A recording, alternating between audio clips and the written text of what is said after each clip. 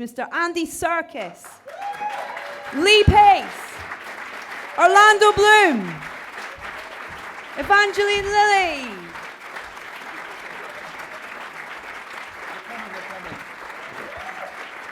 She's coming. Richard Armitage. They're all backstage Mr. recounting stories. Peter Jackson. Martin Freeman. Sir Ian McKellen. Philippa Boyens. Luke Evans. Ryan Gage. And Billy Boy.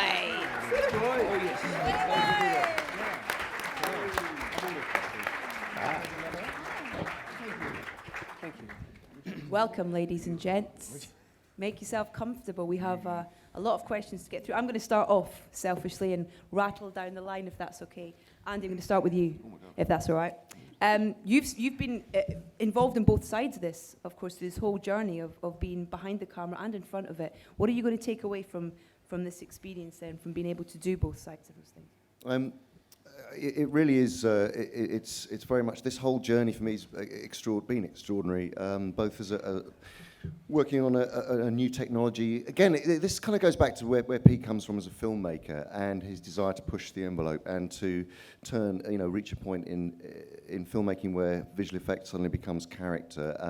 So the whole performance capture journey has been extraordinary from that point of view. But then also to be asked to direct the second unit was an enormous shock. But it really speaks to Pete's understanding of and the way that he collaborates with all of the cast members and all of the crew, and as a natural leader and as a brilliant filmmaker. Just in terms of being, without overselling him, because he doesn't need selling really, but he is.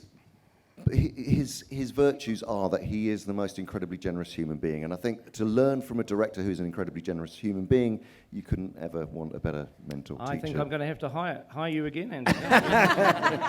It's a deal. No, I can't afford him now. No. Lee, you kind of steal the show with your horseback entry in this sort of thing. It kind of adds to his Elkback, yeah. It kind of adds to his whole kind of presence and grandeur, doesn't it? Is that fun to kind of play with, to kind of even make him even more kind of powerful and grand? On set, that is basically, okay, put on this blonde wig, put on this silver armor, and you're going to sit here, and I'm like, okay, what's next? And he goes, you're going to ride an elk into a battle of 5 armies, and there'll be orcs here, and just kind of go for it, swing your sword around, and then show up last night, and I watched the movie back, and it's just extraordinary. This battle is just massive, and somehow I find myself in it. Orlando, Yeah. how are you, sir? Hello, love. It must have been an emotional journey for you, from being there across the kind of two epics. Yeah, it is. It's been a crazy to think that I was 21 when I got cast and moved out to New Zealand. I'm 37 now, so puts it slightly into perspective. But yeah, it's bittersweet. I hope Pete feels a huge sense of achievement at this point, because I'm feeling a little bit of that, and very grateful to just have been on the ride, really. Evangeline, what a character. She has no fear. She fears nothing. Would you agree? I totally disagree. I think that she's terrified of everything, and that she overcomes those fears and does it anyway. She hides it brilliantly. Oh, great. You good. hide it. That's what elves are supposed to do. They don't show anything on the outside. It's all inside. Richard, what a journey he goes on in this film. Was that great to be able to take him kind of to those depths? Yeah, I'm trying to get through this press tour without repeating the word journey or story arc, but really, Thorin has such an interesting story arc to play over 3 movies, and when does one ever get the opportunity to play a single story through 3 pieces? And the material is incredible, Tolkien is incredible, and the screenplay is absolutely fantastic. I was given some amazing dialogue to say, which I'm very, very grateful for. Good answer, Richard. Peter, sir, you've said that you have a responsibility with these films, and these characters, I guess, as well. How do you look on that responsibility now that it's kind of finished and you've delivered these stories? I don't have the responsibility anymore. I can go to the beach.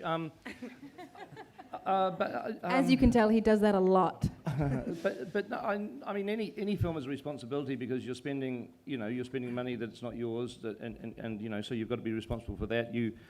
I also feel very responsible for the fact that you're trying to entertain people, and and for me, utter failure is to make a film that people go to and they pay their money to go see it and they don't like. And so, from that point of view, I'm sure there are people that have seen these films that they don't like them. But the majority of people, certainly from what we can see, the majority of people have gone and enjoyed them, which is, for me, that's why we do what we do, isn't it? To give people a good time at the movies.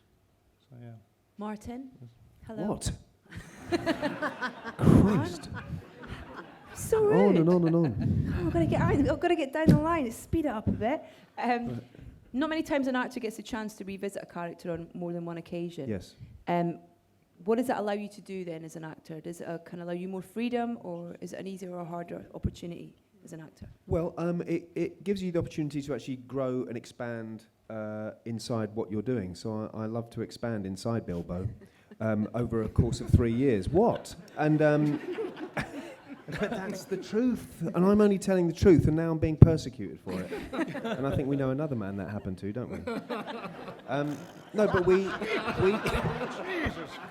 This is not the time or the place. No, I'm just saying that within that, we all have a long time. I was going to be so good on this. We have a long time to play and discover things that our characters do. We don't just have 5 minutes. You have a long time to sort of play this, and if it's not your time to, because I was always having the conversation with Peter. When do I get to be angry? When do I get to sort of show that different side? And he would always be saying, "It's coming. Don't worry, pace yourself." Exactly. You have to shape it out, and what you learn is to pace yourself, and you learn to, you learn patience, basically. That time where you want to play that and you want to show that about that character, it will come, but you just have to wait, and yes. Thank you. Sir Ian McKellen. Very good answer. Thanks very much. No, I thought. Sir Ian, can I? Are you finished, Martin? Yep. Sir Ian McKellen, do you think you'll ever say goodbye, farewell to Gandalf? Do you want me to I'll shout. Well, you see, the thing is, no, I said goodbye to Gandalf in 2000 when I left New Zealand.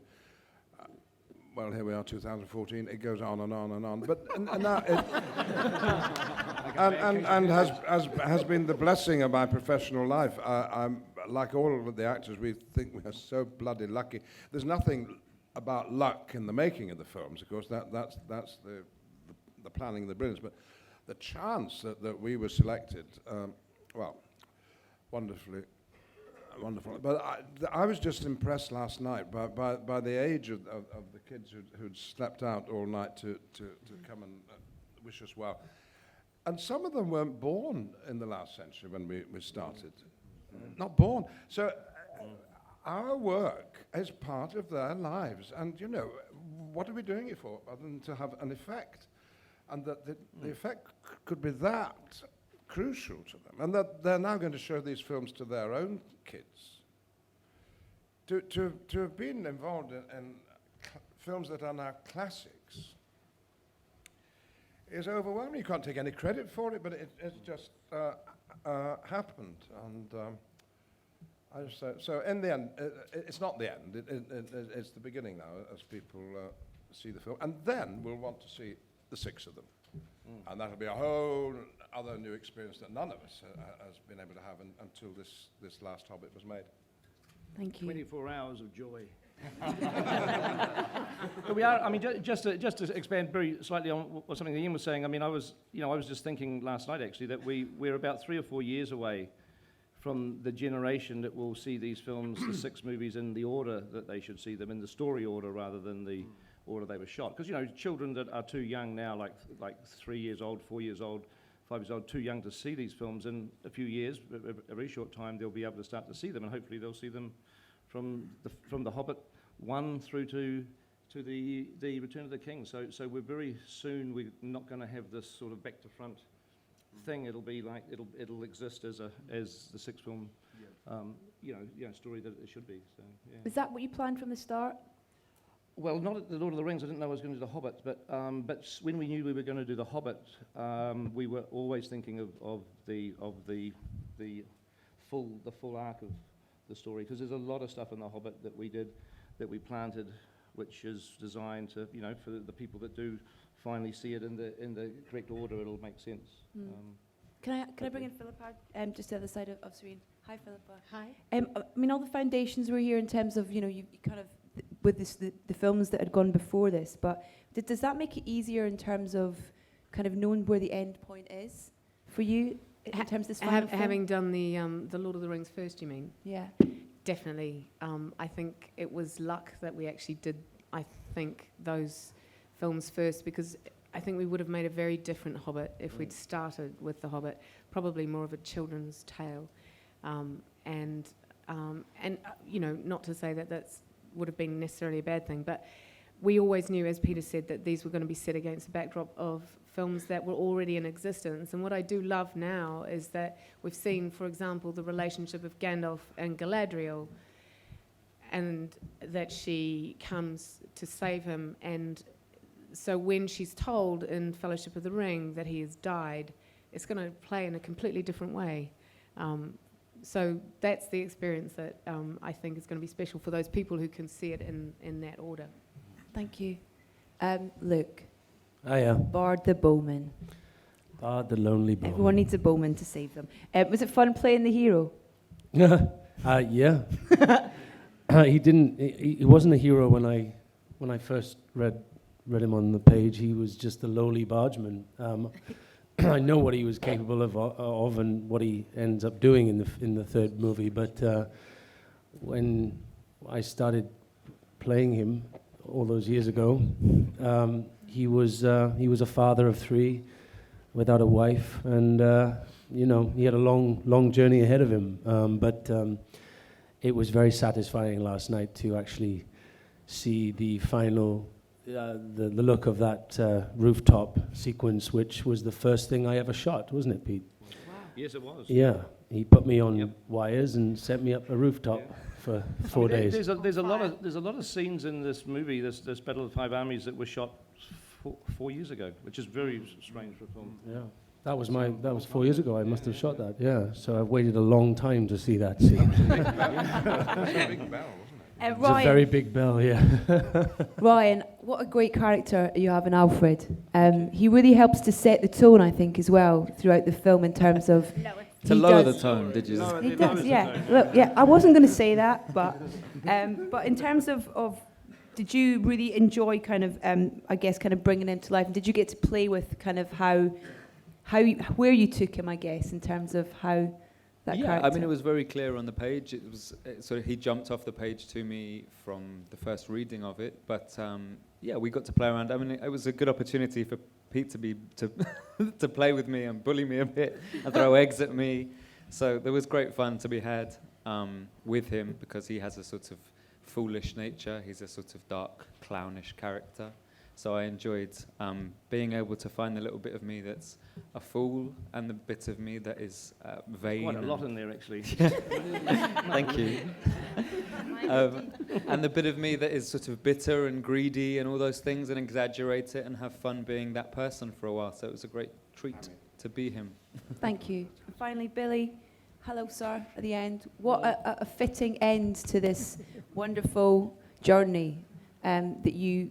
with this song, The Last Goodbye. How did that come about? I suppose, I don't know, really. I just know that I liked when I got the phone call, when I got the chance to go back to New Zealand and to work with Fran and Philippa so closely on writing the song. And it sort of organically happened, I suppose, because the song from Return of the King was in the trailer. And then we started talking about doing the song, and it sort of snowballed from there, you know. Well, it was apart from the fact that you've got a fantastic voice. It was also we felt just as an emotional thing. It was almost like a handover from the first three films to the second set of three films. Yeah. That Pippin sort of jumps in there to, Yeah. at the beginning of his story, effectively. It's I was just thinking about that when you were talking about watching it in the right order, you know. yeah. But it was great. It was so good to be down there, you know, in a different way. When you're used to being an actor and you leave it, to be there at the sort of last couple of weeks and the excitement of putting it all together, you know, and getting to sit with Pete as he edited it was, you know, a real treat. It was great. Thank you. Right, gentleman over here, we'll start with you, sir. Thank you very much. Hello, I'm Marcus from Germany. This is a question for Peter Jackson. Of course, next year we get the Blu-ray and the DVD of The Hobbit 3, but what happens after this? Is this really the end of Middle-earth, or do you see something in the books of Tolkien's where you would say this is worth to do another movie? I mean, we are in the century of franchise. Yeah, well, we have the extended cut of the Battle of the Five Armies, which is going to be a fantastic extended cut. There's some really great stuff. So I go back to New Zealand in the new year. I will be working for 4 or 5 months putting that together, which will be fun because it's all going to be. It's actually some quite good stuff in it.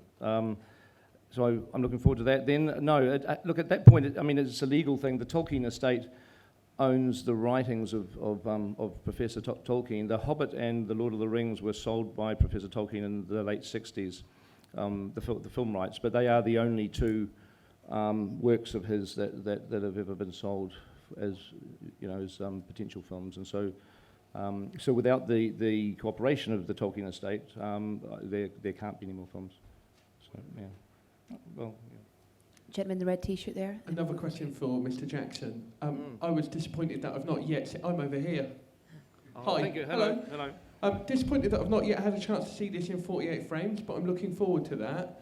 How do you feel now about the whole high frame rate? I mean, I don't know if you could call it an experiment. And do you think you'll continue working in that format? Yeah, I mean, I just I just think that it's a much better way to see films, and it's, you know, after the first Hobbit movie, I went back into the grading room and I figured out a lot of little tricks to make it look less like the video thing. I mean, I know that people criticised it the first time around. I sort of understood why when I did a lot of work. So the second and third Hobbit movies have got a slightly different look and more of a textured look, which I regret I didn't do in the first film, but it took a while to figure it out. But look, the way that I always answer that question, because it's a very fair question, is that to say that 100 years ago, you know, movies were black and white, they were silent, they were 16 frames a second, okay?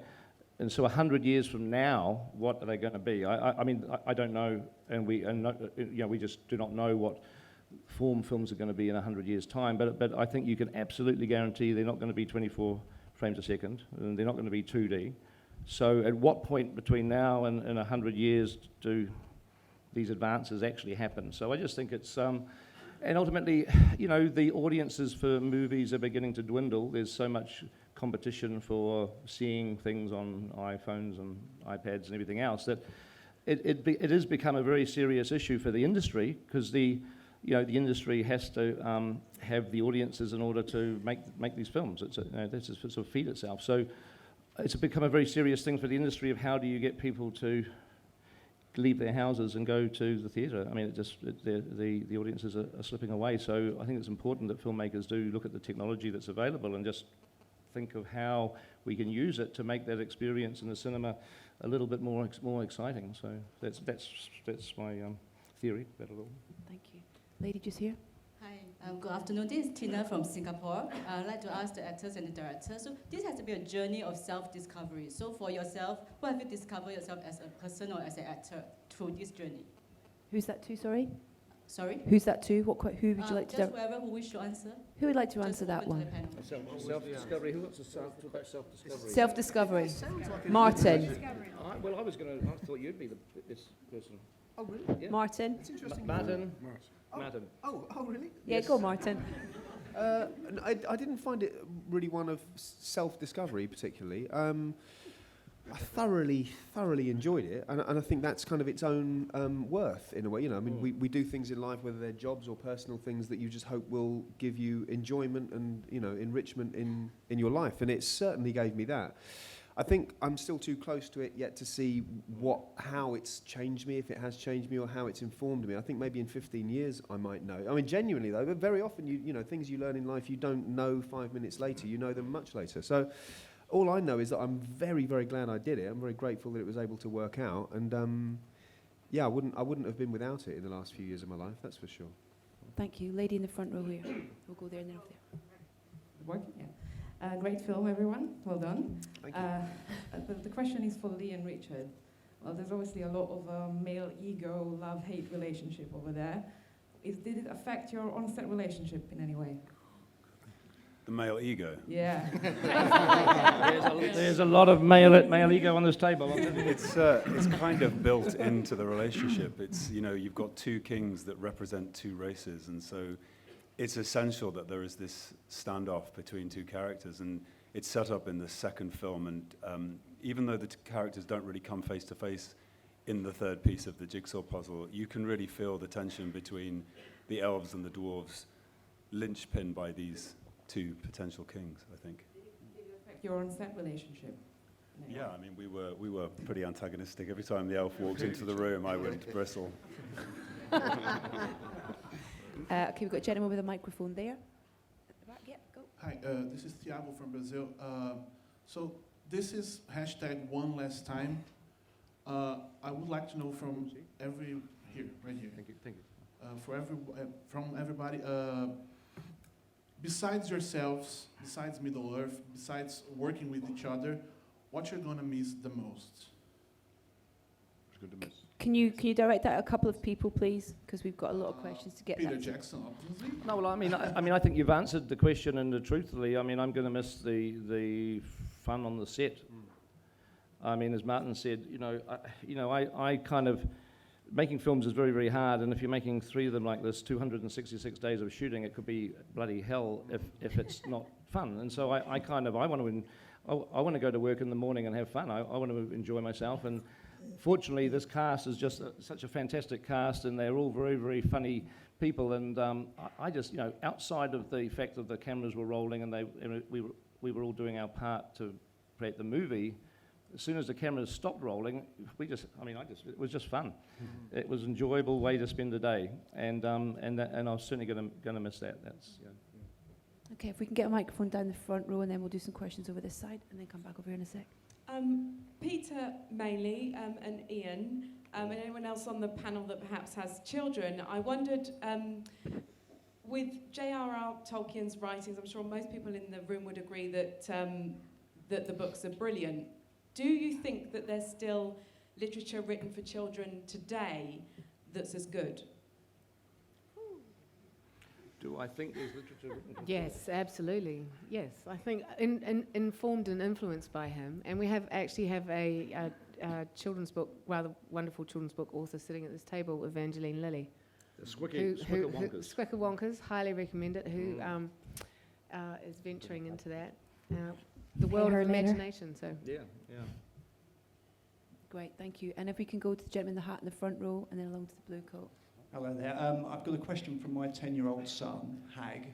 It's to whoever's brave enough to answer it, really. There's now 6 movies. Which one's your favourite? I'd love to get all of you. Fellowship. Good. Two Towers. Fellowship of the Ring. I think maybe Two Towers. I think that's enough. Let's move on. I like the Battle of Helm's Deep, actually. I mean, I like the Two Towers, but I like particularly the Helm's Deep sequence. They're all brilliant. Yeah. Thank you. Can you pass the mic along, please? We'll do the lady and then the gentleman in the blue coat. Thank you. Can I ask Peter, given your daytime immersion in fantasy, what do you dream about? Fran Walsh. Sorry? Well, I mean, look, it's a very boring answer, but every time I make a movie, and these movies were no exception, the first day I start shooting, I start having a recurring nightmare every single night that I'm lying in bed and there's a film crew surrounding the bed, waiting for me to tell them what to do, and I don't quite know what movie I'm actually making. And I'm not sure, I don't think there's even a script, and they're all standing there needing to have information from me, and I'm in bed, I'm tired, I'm exhausted, and I can barely think straight. So I'm sort of, and that nightmare, I mean, this is the truth, that nightmare starts on the clock on the first day of shooting, and it's every night till the last day of shooting, and then it stops. So it's hell, because I have all day on set, then I go sleep, and it's all bloody night on set as well. So that's what I dream about, but it does stop. This is the day we stop shooting, it goes away, and then I have nice dreams. Okay, gentleman in the blue coat, please. Thank you. We'll come back to you. Congratulations, guys. Thank you. It was a beautiful movie, and I can't wait to show my children. And it's unprofessional of me to say, but I actually did have a little cry. But in terms of the film, particularly the next generation seeing such powerful stories, and this is obviously cinematically telling Tolkien's story, I'm thinking about particularly, Martin, for yourself, do you feel a sense of pride that this is a story essentially about a little man, figuratively and literally, who's making a big impact on the world? And you think that's a message that's important to, in this day and age, pass on. And you usually play a guy who's like the everyman. And how did you find putting yourself in this fantastical situation? Because you weren't in the other one, so it's also new for you in real life as well. I'm very proud of the films. I'm very proud of my participation in it. I'm proud on all our behalves, really. That's why I don't feel sad about this being the third one. I want people to see it and like it. I think the message is pretty straightforward. It's not the first story in the world that kind of had that sort of message in human history, but I think the reason it recurs is because it's strong, and it's also it's aspirational because we want it to be true, but it is also true. Most actual heroes in the world are not 6'5" and look like Vikings. Most everyday heroes do not look like that. We all know that to be true. Hollywood doesn't always tell us that truth. That's why we think it's surprising that Bilbo could be a hero. Well, actually, most people that we've ever met who we would consider heroic or brave or inspirational don't look like Dolph Lundgren. Do you know what I mean? I mean, don't get me wrong, Dolph is a lovely fella. In fact, they never ever do. No. So I think it's not the first sort of tale in human history that's told that, but I think it's one that's worth retelling. Yeah. And when you go around New Zealand, where you find a war memorial to the dead in every village, they're often represented by a statue, sometimes in concrete rather than marble. But it's always of some perfectly ordinary-looking lad, isn't it? I find them extremely moving. And in Lord of the Rings, Frodo doesn't get back home, as most of those lads didn't. But Bilbo does. So in a sense, the Hobbit is a movie with a happy ending.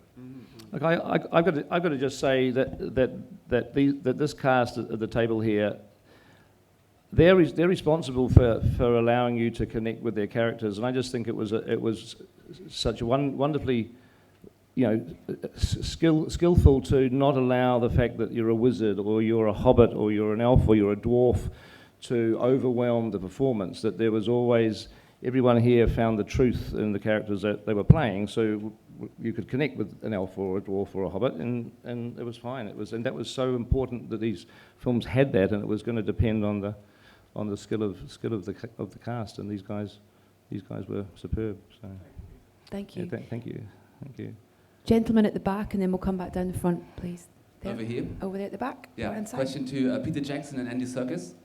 Question would be, Mr. Jackson, you've raised the bar several times as high as possible in doing the technical topic that you could do on screen. So after this is all over now, are you going to follow that path on, or doing maybe something completely different in the future, other films? And to Andy, you've grown yourself like a whole new career out of this experience.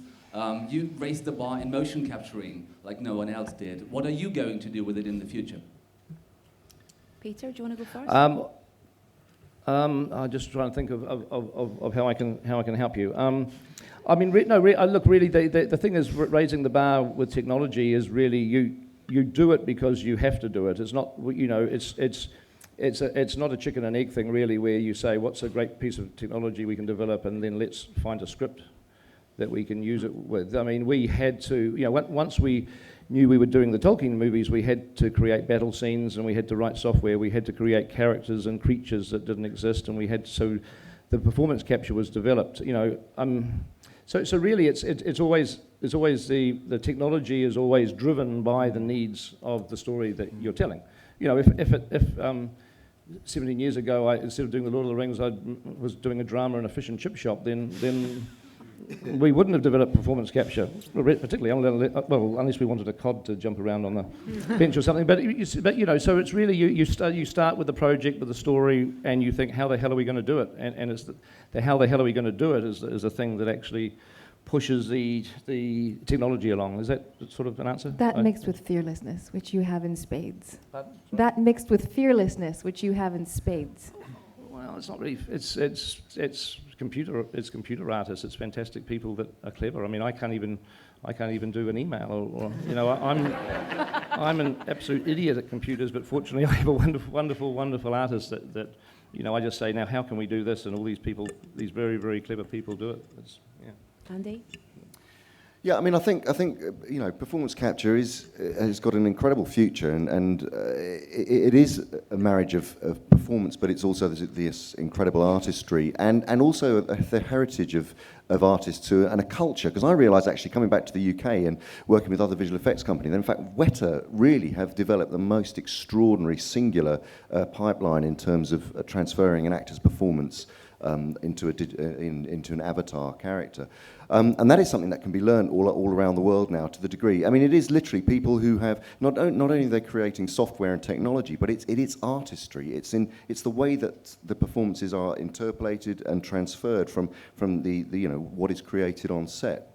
So, but I mean, Pete's quite right. I mean, for instance, just to answer your question personally, I mean, I'm directing Jungle Book at the moment, and we're creating quadruped animals. Literally, people have said, well, you can't possibly be. How can panthers and tigers and how can they possibly be played by humans? But in the same way that Smorg and Benedict doing this extraordinary job of giving life and soul and personality to a 150-foot dragon.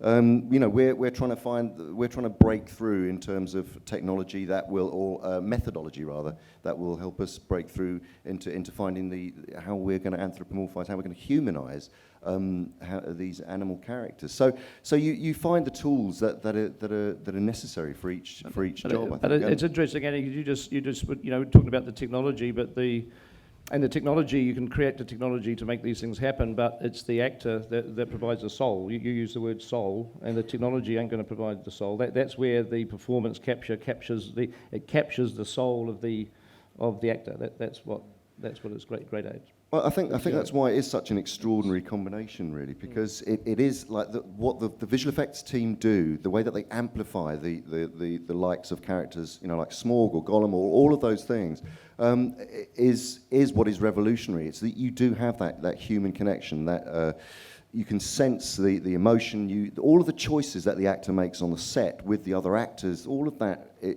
that you could never previously have the other actors imagine. Is there for free because it's real, it's happening, it's chemical, and it's vibrant, and that is what is lifted and transferred onto these avatar characters, and that's why it is a beautiful storytelling tool and a really liberating tool for 21st century acting. Thank you. To translate, they won't tell you what they're doing next. It's a secret.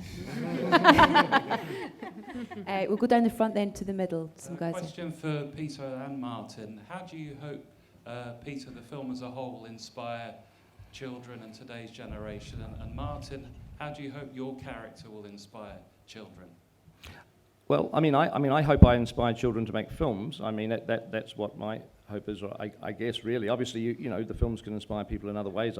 I guess, but I'm sitting here today, being the result of TV and films I saw as a kid. I mean, Thunderbirds, the King Kong, Ray Harryhausen's movies. They're the reason why I'm here, because they just kind of like they excited me. They inspired me to just become obsessive about making films. And so I do certainly, it would be a wonderful, wonderful thing if there were young kids today who were getting affected by our films in the same way. I mean, that would be, I'd be extremely proud if that was the case. Yes, so would I. Yeah, I mean, any effect you can have on an audience, or almost if it's good or bad, I mean, we'd rather have a good one, but any effect you can have on people is a plus. That's ultimately why we're doing it. It's why we're not doing it just in our bedrooms. You want to touch people, you want to communicate something in some way. I hope to inspire children to be obsessed over jewellery. And never give it back to their mums. Gentleman in the middle, you've got a microphone. Yes, hello. My name is Carl, I'm from Sweden. I have actually two questions for Mr. Jackson, and they both concern, the character of Beorn. You've chosen to play down his role in the final battle. Instead, you emphasize the fights between the Orc warlords and Legolas and Tauriel and that whole bit, which obviously I can see why. There's a beautiful ending to that love story. There are great action scenes. But I'd like you to elaborate a bit on why you've chosen to, take that path with a story. And second question concerns Beorn as well. Last year, around this time in Berlin, I also asked you about Beorn. Obviously, he's played by a Swedish actor. I was interrogated. Yes. Yes, you were. And now I'm going to pay the price. Yeah. Yes. And No, all right, that time yes. you told me that he was going to get more time in this film. Did I? Obviously, No, I think what happened along the way? somebody impersonating me must have said that. Somebody who looks exactly like me. Look, Beorn in the Book of the Hobbit, he plays a very, very similar role to what he does in the film. It's he's a character that shows up at the very end of the battle. I mean, he's in this particular section of the book, so it's not really that different to the book. But what I was referring to is we actually shot some additional scenes with Beorn that were not in the book, and that's what I would have been talking about in Berlin. I have no memory of it at all. But anyway, if I did say that, and the extended cut, which will probably be about 30 minutes long, is definitely going to have some additional Beorn stuff amongst a lot of other things too. That will make you smile then. Lady next to you in the orange jumper, please, and then the gentleman in front, please. Hi guys, thanks for the film. I really enjoyed it. Thank you. My question's for Luke and possibly Ryan. I don't know if he wants to answer as well. Were you disappointed when you went for an audition for The Hobbit and you had to play humans other than a wizard or a little person or a dwarf? Well, I knew what I was going up for, so there was no missing. I knew exactly I wasn't going to be up for a Hobbit or anybody else. I was up for one of the only humans. There's not many of us written in the book, so I felt quite lucky in a way, especially when I saw the amount of hours they had to spend in the makeup chair every morning. I felt just saving grace. Yeah, not having to have the prosthetics is definitely an upside of not being a cool elf or something. But would have liked a pointy hat though. I would have liked to appoint. Yeah, Ryan, you auditioned for a Hobbit. I was originally cast we as originally Drogo Baggins. auditioned That's you. true. No, I was no, a Hobbit no, originally. Actually, you also auditioned for a dwarf.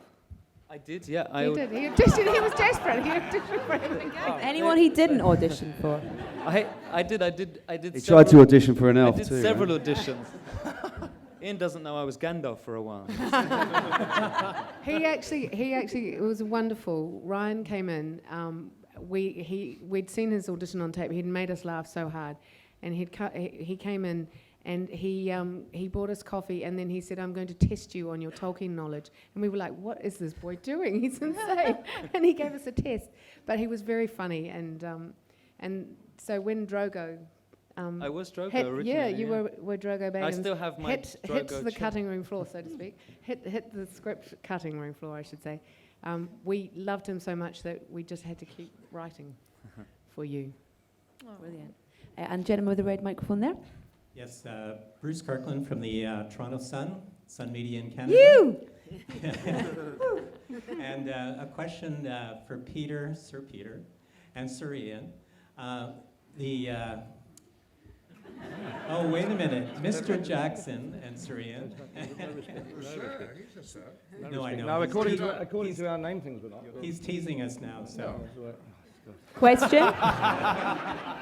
So I can remember sitting at Cannes many years ago and asking Mr. Jackson if he was afraid of screwing all of this up. And now, all these years later, we see that there's 6 films, and now I can't imagine The Lord of the Rings without the Hobbit trilogy as well.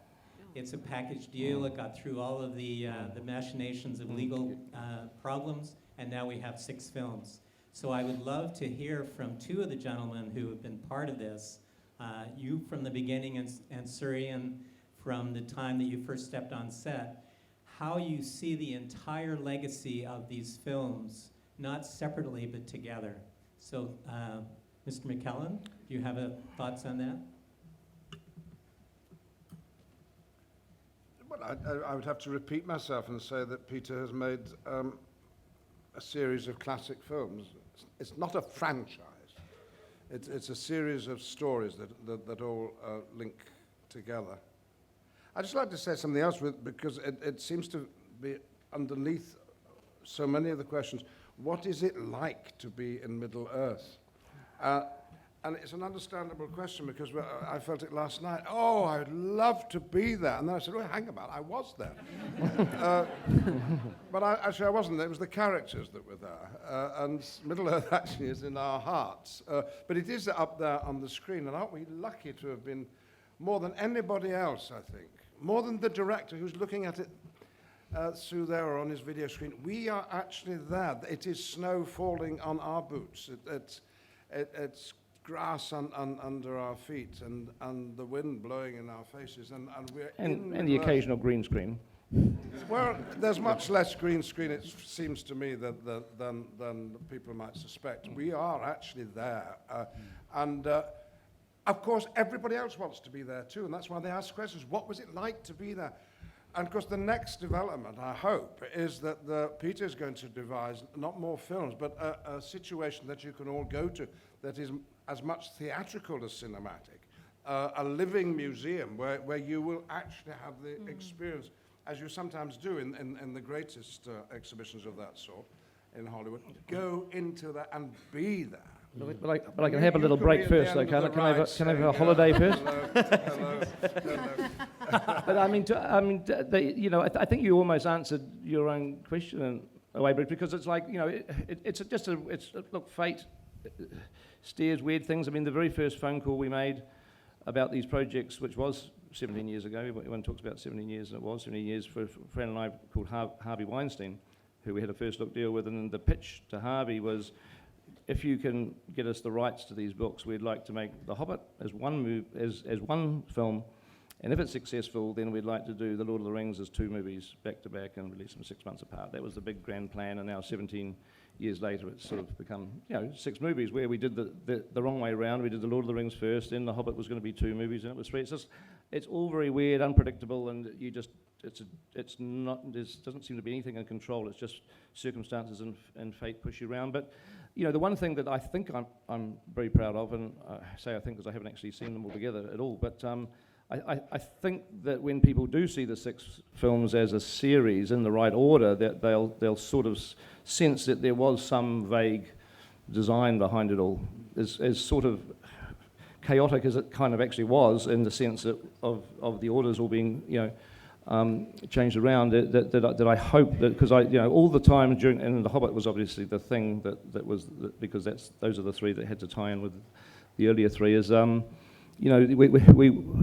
the time I was thinking that this is going to be a series of films, and that was expressed to us as well. I think one of the things when I sat down we were talking about Legolas coming in, it was a concern as to whether or not the fans, how they would feel about bringing characters in like Tauriel and Legolas, who aren't in the books necessarily, but it was made very clear to me by Pete and by Fran that they wanted to explore the backstory to these characters and then tie them in to see those characters move through and make them a connection point for the Lord of the Rings, and that was something in this movie that I think was made very clear and worked really well.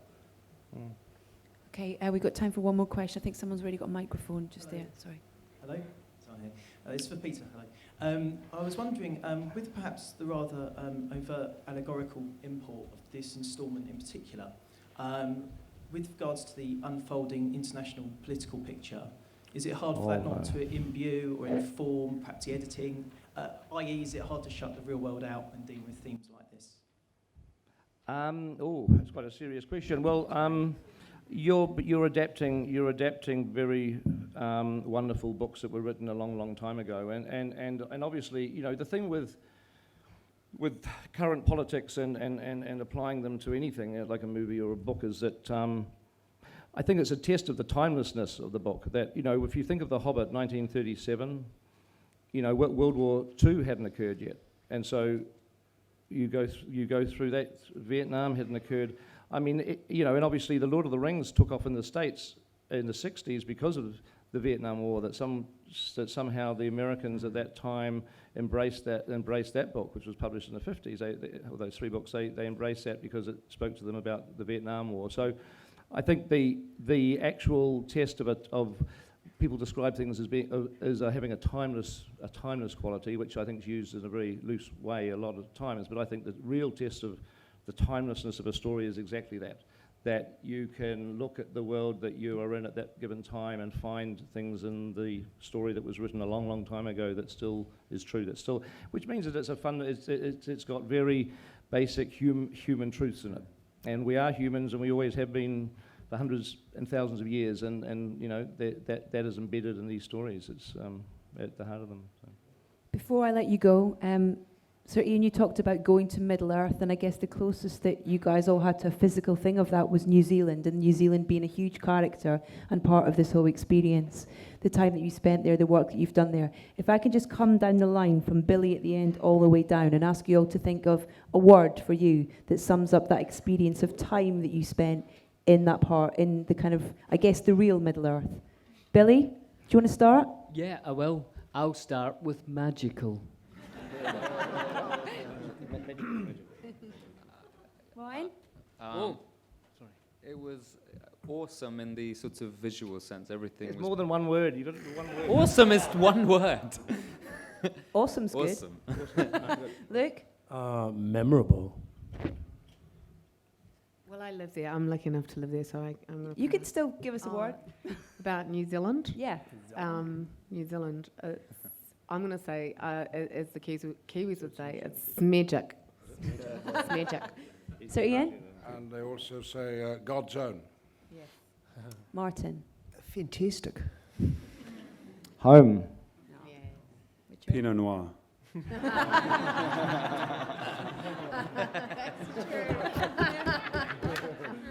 Evangeline? I'm hijacking my answer for a minute. There are two journalists in the crowd that are freaking me out as a fan of the Lord of the Rings movies. We have Frodo in the second row right here. Do you see that guy? Is he not so much like Elijah Wood? And Mary in the back row. Stand up. The guy with the spiky hair. That's like Dominic Monaghan's doppelganger right there. Sorry, Oasis. Family. Inspiring. Progressive. Thank you so much for being here. I'm sorry we couldn't get through all your questions, and a huge round of applause for our incredible cast and crew from The Hobbit, the Battle of the Five Armies. Thank you, everyone. Ladies and gentlemen, you're watching Hey You Guys! Hey You Guys, huh? Hey You Guys, Is that yeah. from the Goonies? It is indeed, yes. Nice. Hey